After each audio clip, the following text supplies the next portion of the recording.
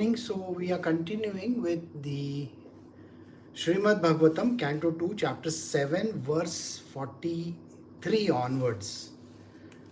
We had completed 42, where it was mentioned that we have to become a devotee of the God so that we are able to progress and proceed forward in our life. So whatever the Maya's illusions that are there, they can be sorted out.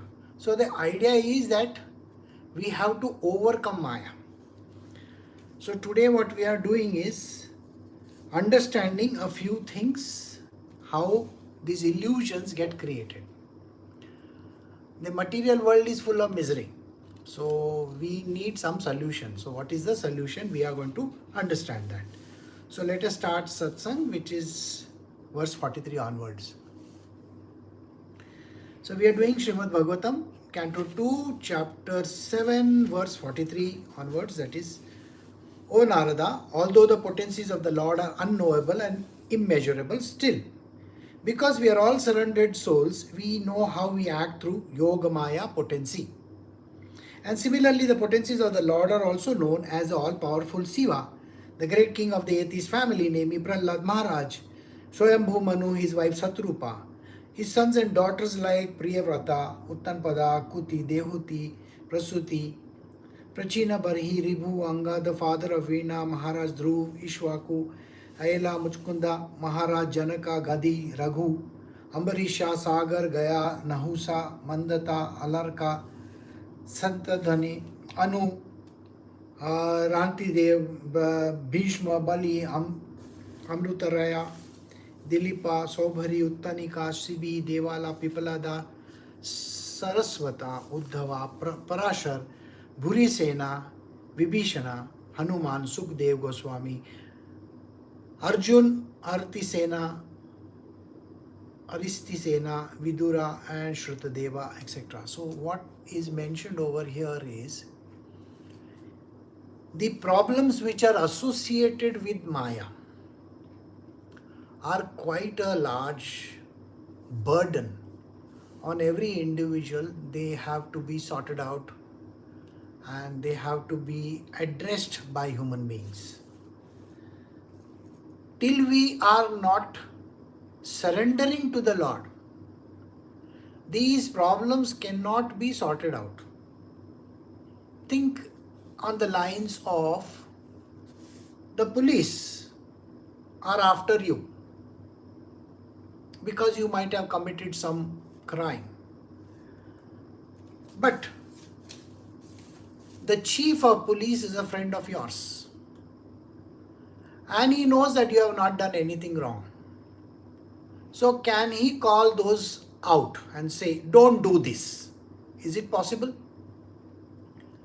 So in a similar manner, Maya is God's own creation. She is something which God has created himself. Sri Krishna has created his own Maya. And this Maya has to be constantly under control of his. And we are going to learn how other sages, saints and divinities were able to manage her. And all these names which have come about, from Prahlad Maharaj to Swayambhu Manu, to Gaya, Madhunata, Alarka, Anu, Rantideva, everybody up to Sukdev, Arjun and Shrutadeva, everybody, literally everyone over here has surrendered to the Lord. And that is the only way in which they were able to overcome this Maya.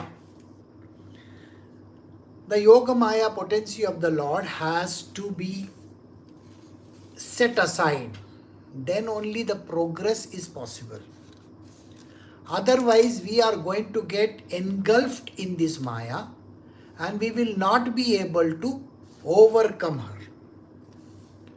So, what is the main reason how this works? There is a way how it works. So we can move to the next verse and see for ourselves. So verse 46 says, surrendered souls, even from group, leading sinful lives, such as women, labor class, mountaineers, those who stay in the cold regions, or even birds and beasts can also know about the science of Godhead, that is Sri Krishna, and become liberated from the clutches of illusory energy by surrendering unto the pure devotees of the Lord and by following in their footsteps in devotional service. So, what is mentioned over here? As if Prabhupada has written about Siberians, actually, it's not Siberians over there. It is those who live in cold regions, colder regions. See, when you live in a very, very cold place also, you have to clutch onto something. You have to have something in you which is going to help you. Alright? And what is it that is going to help you? That is something which is being mentioned over here. So here the idea is, it is mentioned that you have to be in constant company of the devotees of the Lord. Now, try to understand this. You have this habit of drinking. So when you have this habit of drinking, what kind of friends are you going to have? People who are drinkers. Those who go to pubs, those who go to all these places where they get liquor. Even people who are sitting in that place are of the same caliber and of the same category. Now in this world there are lots of people who have addiction to porn or prostitution. What do? They are always looking for those opportunities and they are seeking those things out. They will always be found in the company of those similar kind of people. Because how do you get into that? Many years ago, I had a colleague of mine. Now this colleague of mine was not feeling well one day. So my boss told me, take this person home. So I asked him, where do you stay? And he gave me an idea that he stays over here, and I took him to that place. Now this happened many, many years ago. And when I reached his place, the place was very, very fancy. It was a big flat in Mumbai, a very, very big flat, and I was surprised to see that he had all the luxuries inside. So I asked him, how is it that he can afford these kind of things? He says, no, it's not mine, it is my elder brother's. My elder brother is always abroad. He has given me the key to this house, so I stay over here. And then he went inside, and after a few moments he comes out and he says, can we go out for say 10 minutes and come back? So I said, okay, fine.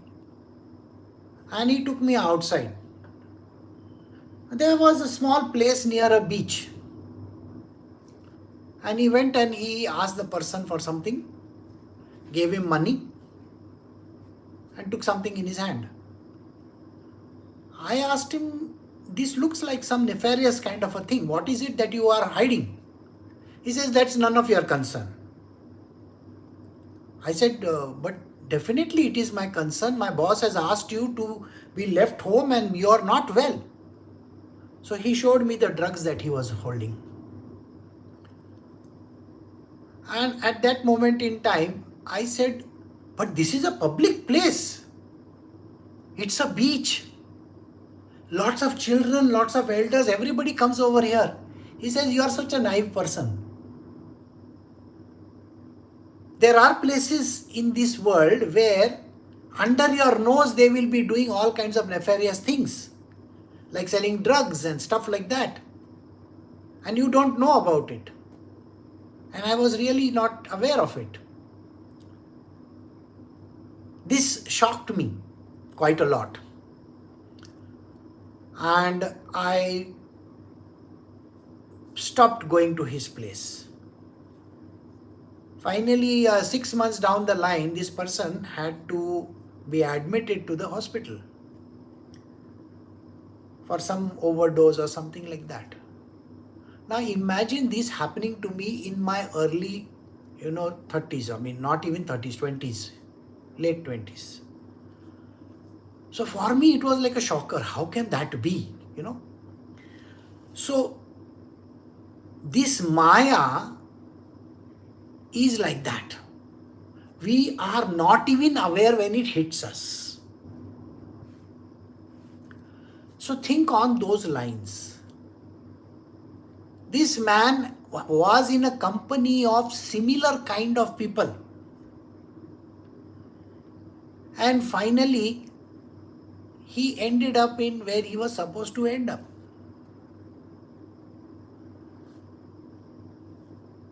The idea that we all succumb to this kind of things. If we live in the company of bad people, you are going to become like that. It is understood. You have one bad friend, he is going to introduce you to some subject which is going to be very bad, and then it's very easy to get into it very fast. So many a times I have to tell these kind of people, why don't you save yourself? Saving yourself is very, very important. Because if you don't save yourself from falling into the trap of those people around you, your future is going to be doomed. Not only yours, but your families, your dear ones, your children, your future. So just because of one bad person, are you not jeopardizing your entire life? So when you understand this, what is Ved Vyas saying over here? All these people saved themselves. All these previous, whatever the previous verse said, they saved themselves. How did they save? They were in company of good people, the devotees of Lord, the gurus, the masters, the sages, the saints. Please understand, you can fall down any moment in time. Any time you can fall down. You cannot see the effects of it in this life maybe. Sometimes, human beings don't see the effect of whatever that they do in this life. Today your life is miserable, correct? It's because of your past performances. Now when you do today something wrong, you can imagine your future life you are jeopardizing. So why go in bad company? So he says, if you want to get liberated from the clutches of this illusory energy, then you have to surrender to the pure devotees of the Lord. That means there are masters, there are gurus, there are sages, there are saints. Surrender to them. Be one with them. Attend to them. And then only you can be saved. Otherwise you can't be. Now, when somebody is saying these words, they seem to be biased. Oh, you are reading this book, that is why you are saying. No, I am not saying because I am reading this book. In general also you have to do this. Think. If you want something in life, are you not going to follow that track? Alright, so in your life also, if you want to become an MBA, you have to go to a college which gives you a degree like that. Right? Similarly, If you want your future generation also to be good, are you not supposed to inculcate them with good qualities? So, as a mother and father, your job is to ensure that your children are being trained properly. And here, as a father and mother to you, it is my duty to ensure that you follow the right track. You may be an unruly child. You may have your own ideas about life. Doesn't mean anything. Someday I am going to reprimand you. Someday I am going to be kind to you. So it depends again. So being in the company of the holy is very, very important. So we do the next verse now. What is realized as the absolute Brahma is full of unlimited bliss without grief. This is certainly the ultimate phase of supreme enjoyer. The personality of Godhead Sri Krishna is eternally void of all disturbances and fearless. His complete consciousness is opposed to matter, uncontaminated and without distinction. He is the principal primeval cause of all causes and effect, in whom there is no sacrifice for fruitive activities, and in whom the illusory energy does not stand. All these verse, what does he say? The ultimate goal of anybody's life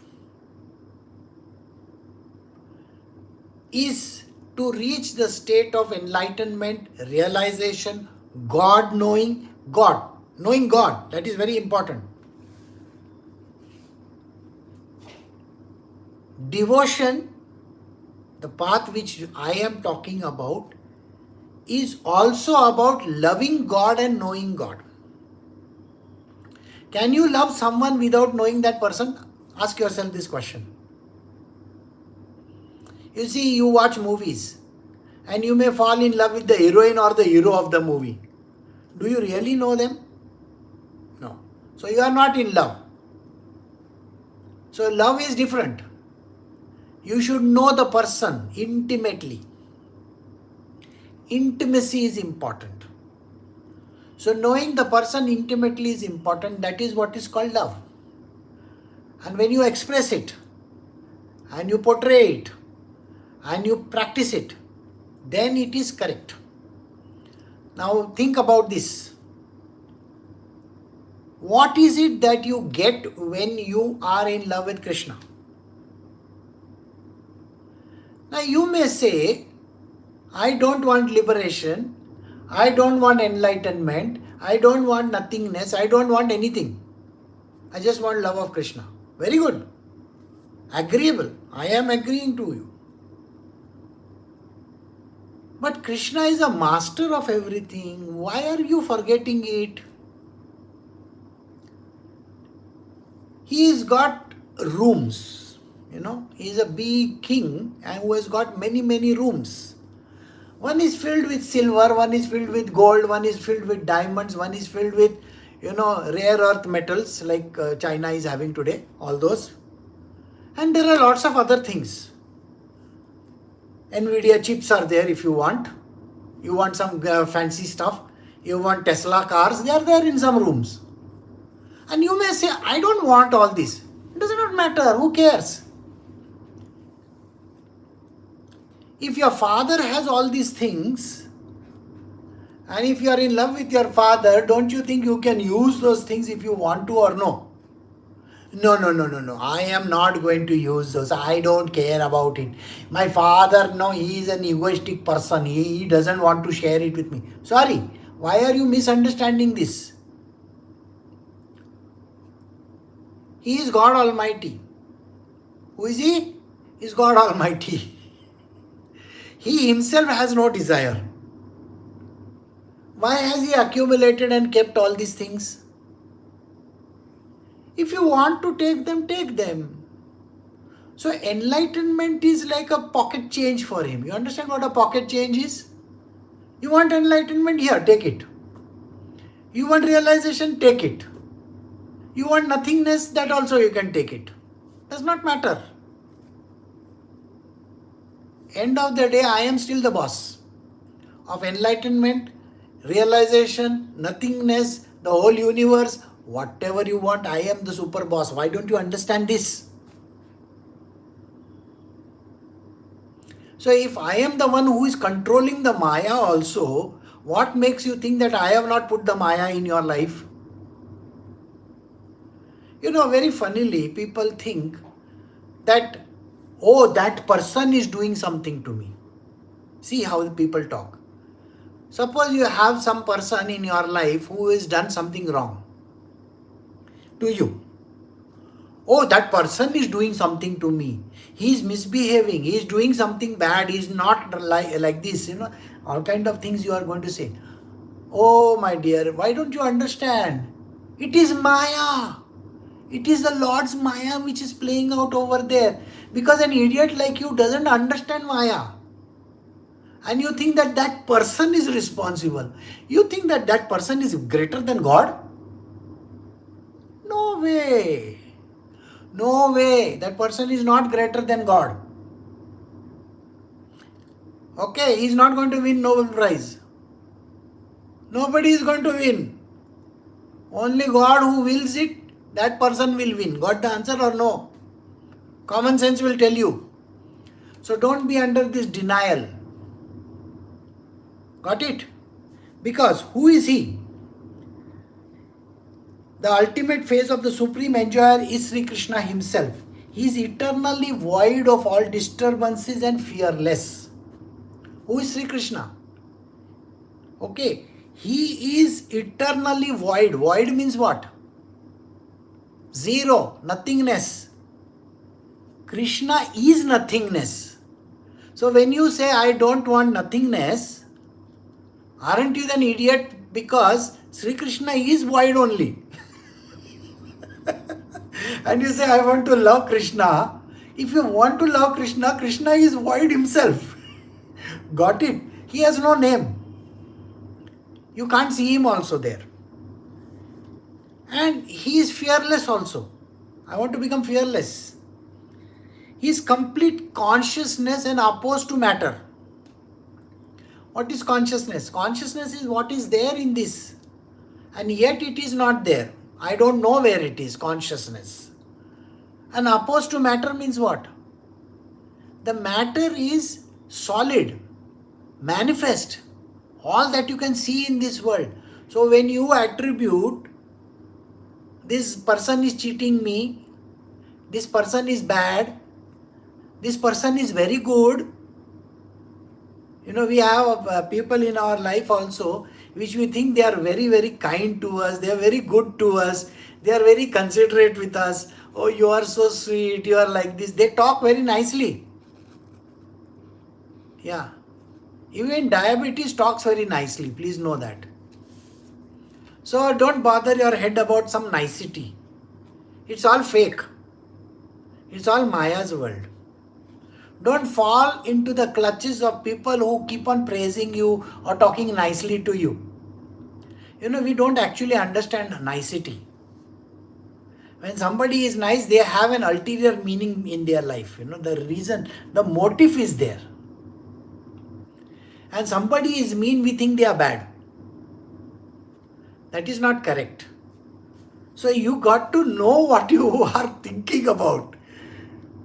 So he is there in the void also, and he doesn't care about the matter. He is uncontaminated and without distinction. So you cannot distinguish him, he is higher or lower, or he cannot be in the lowest of the places. You mean to say God cannot be in a pig pen or something like that? Huh? He has to be only in some castle somewhere and sitting with all the niceties? No, nothing like that. He can be found even in a cattle shed. You understand a cattle shed? Sri Krishna was always going to the cattle shed. The cows were there, of course. And when you go inside a cattle shed, are you not supposed to handle the poop and that whatever thing that comes over there? Of course. You can't say, I am not going to put my hand in it. You will have to. And human beings have this idea, no, I don't want to do this. Go and do farming one day, you will understand. You have to dirty your hands first. Right? So, he is the principal primeval cause of all causes and effect, and in whom there is no sacrifice for fruitive activity, and whom the illusory energy does not stand. Fruitive activity, where you are thinking, oh, I want to attain this, I want to attain that. When Sri Krishna himself doesn't care about your fruitive activity, what makes you think that you are going to get your fruits? A very funny story I was listening to yesterday. See, Tukaram Maharaj, he goes to one village. Okay. Now that village is called Lohgaon. Incidentally, my farmhouse was just 5 kilometers away from Lohgaon. My farmhouse. As a kid, I used to go there. So it's a walkable distance. And I will take one stick and go to that place. Because in the jungle in between, there used to be snakes and scorpions and all that. So I will carry one stick with me. So Lohgaon was a place. So in my childhood, I saw this place was very poor. Full of all shanties and all that. Small huts and all. But during the time of Tukaram Maharaj, 13th century, it was a very, very rich village with lot of stuff over there. And why was it? Because every time people would call Tukaram Maharaj, please come to our village and do satsangs and do bhajans, kirtans. So Tukaram Maharaj would go to that village, stay over there for a month or so and perform all the kirtans and everything. Now I want you to think about it. Okay. In today's day and age, if there is a rock star who is coming to town or some very big personality is coming, do you think all the shops over there and the place over there is going to get business or no? It is very common, isn't it? Even if you have a fair in your village, people are going to come there, that place is going to be crowded and the place is going to become rich. So because Tukaram Maharaj used to come, people would buy flowers and this and that and many things. And the village became super rich. So Sri Krishna is saying, oh, because that village has become super rich. Everything that goes up has to come down. So the super rich have to become super poor also someday. So he says, okay, let us do something about it.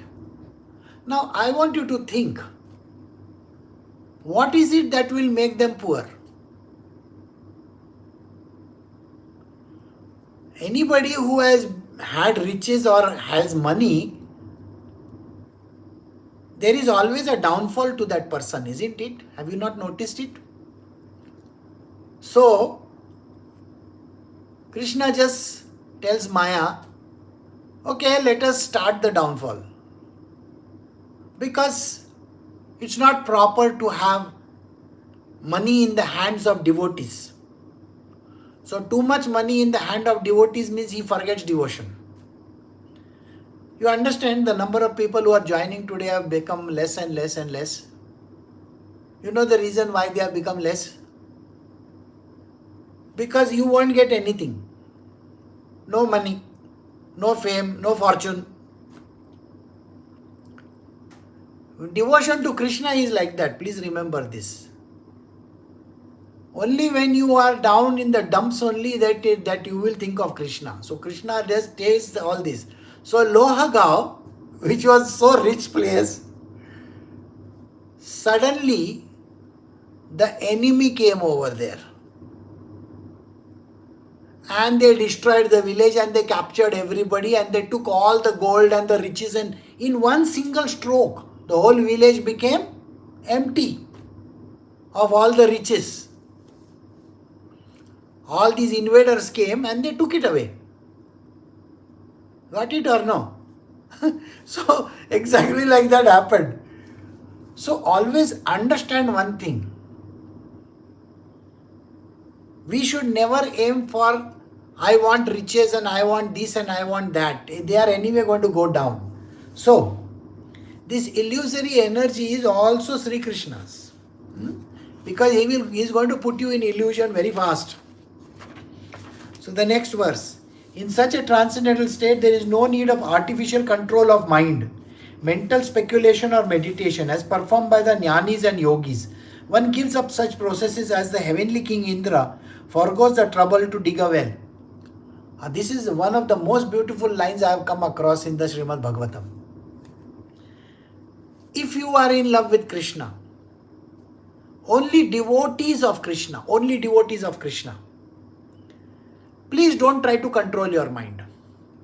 You know, how do you do artificial control of your mind?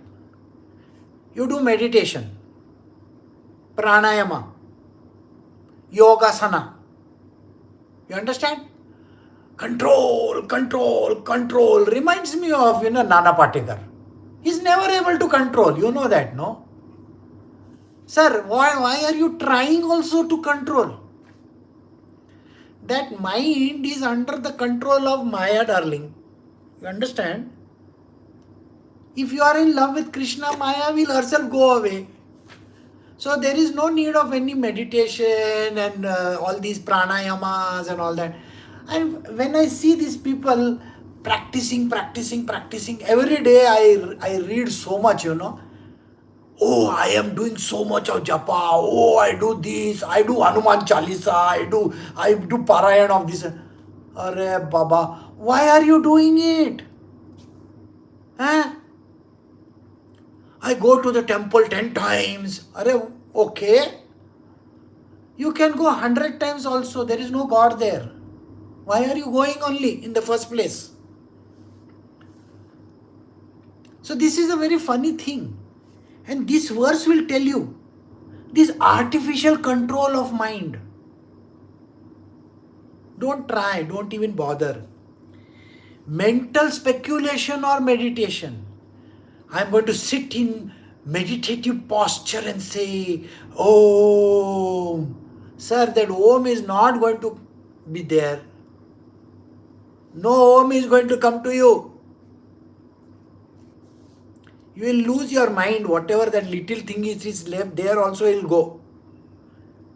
I have never understood any person in this life who is doing all these things and has attained something in life. I told my Guruji one day, this is something which happened to me very funnily. So I told him, Gurudev, I have a problem in life. My problem is I can't sit in one place. Okay? I have to keep on shaking. If you tell me that I have to practice some, ancient rituals and arts and yoga classes and all, I don't even know. Okay. And then I said, you have not even given me one word, the meditation practice japa and all, we require something, some word or something. I said, Om Namah Shivaya, something like that, God knows. Or at least Om at least. He says, why do you need? He's looking at me and he's saying, why do you need it? Huh? Why do I need it? Because everybody is needing it, so I also want it. He says, what are you going to do in meditation? Tell me. You are going to think about yourself only in meditation, isn't it? Yes. I'm going to think about myself only. Whose name are you going to take? Your own name, no? Yeah, my own name. What else are you going to do? And yoga. Why do you need yoga? So that I can be mentally very good. When there is nothing, there is no mind in you. What mental state are you talking about? And it was such a funny conversation, I tell you. And then I realized that there is a reason why he is saying so. When you are constantly in it 24/7, why do you need it? When you know you are not the body is like a vehicle, you are using it like a car, driving to some place and coming back. Anyway, So why do you need it in the first place? This verse tells you all these kind of mental gymnastics and meditation and all is of no use. Zero value. And that is the reason why when anybody comes to me, I tell them I don't know meditation myself. What I am going to teach you? You take my name if you want. Hai na? Guruji, Guruji, Guruji. You can keep on saying that. Doesn't matter. Who cares? I don't even have a name. You know that, no? Yeah, you don't even have a name. So, the jnanis and the yogis are different. The jnanis and the yogis are different. I mean, just imagine, they are doing meditation to you. Funnily, why are you doing meditation to yourself? Don't bother. This is the funny part.